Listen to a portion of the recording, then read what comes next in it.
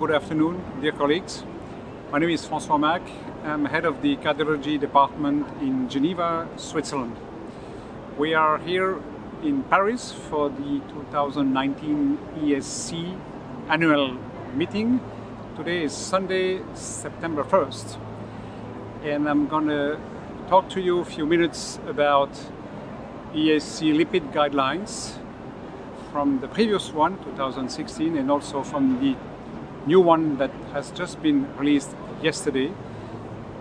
So in Switzerland, small country, 9 million inhabitants, we do, as many countries, follows the European Society of Cardiology guidelines. And for lipids, we look for risk stratification first, either in primary or secondary prevention.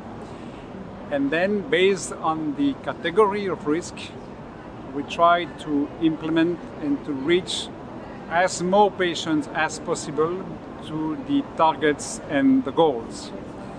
Now we bring this patient to the target and the goals using the tools that are recommended.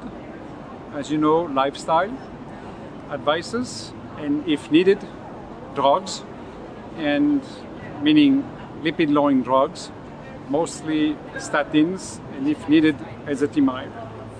So this is for the previous guidelines. The new information that have been published yesterday for the 2019 ESC joined with EAS guidelines. I've been pleased to co-chair this with two friends, Colin Benjen from Oxford, UK, as well as Alberico Catapano from Milano, and a fantastic team of 22 others task force members representing a lot of other societies. To summarize, one of the most important findings and new knowledge in these 2019 guidelines is the principle that the absolute amount, either in milligram deciliter or in millimole per liter, reduction of LDL, this absolute reduction of LDL is the driving to reduce the relative risk of all the patient or even of persons in primary prevention. Having said this, we know from recent randomized controlled trials, as well as from recent epidemiological data, Mendelian randomization, that contrary to blood pressure, contrary to lipids, to diabetes, to sugar, there is no J-curves for LDL lowering. You can lower LDL in the arteries as low as, and this will just translate to lower the risk of these patients. And we have learned that you can lower very safely LDL below 1.8, below 1.4, below 1 millimole. This is why the new recommendation state two things. First, 50%, at least 50% reduction of the baseline LDL, and this is a big difference, 50%, and targets that for the very high-risk patients is 1.4 millimole per liter or 55 milligram deciliter, and for the high-risk group, 50% and 1.8 millimole per liter or 100 or 70 milligram deciliter. This is the big new advance in these guidelines, lowering LDL by 50% and these new targets of 1.4 or 1.8 millimole per liter.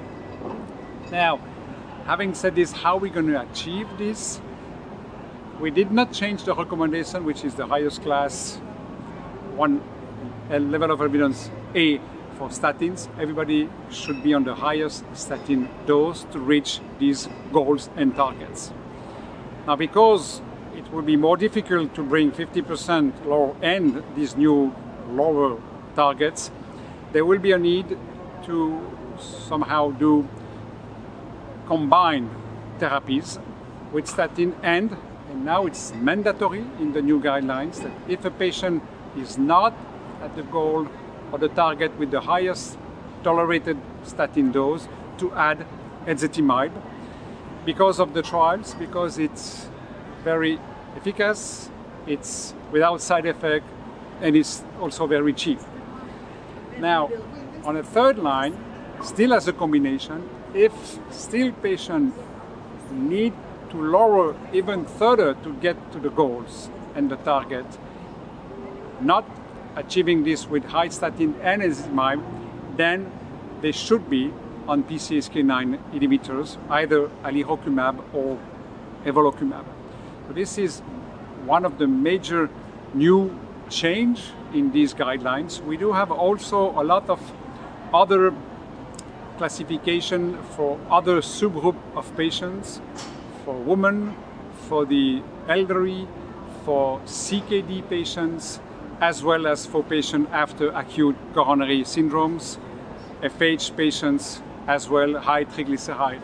So there is a lot of new things, new recommendation in these guidelines, but mainly it's the knowledge to drive LDL further low safely, 50% lowering, and try to reach this target of 1.4 or 1.8 millimole per liter.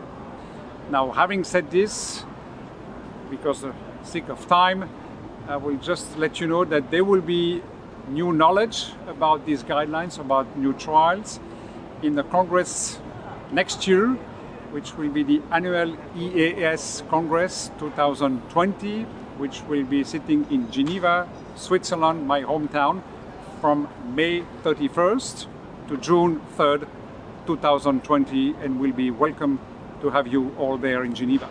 Thank you for your attention.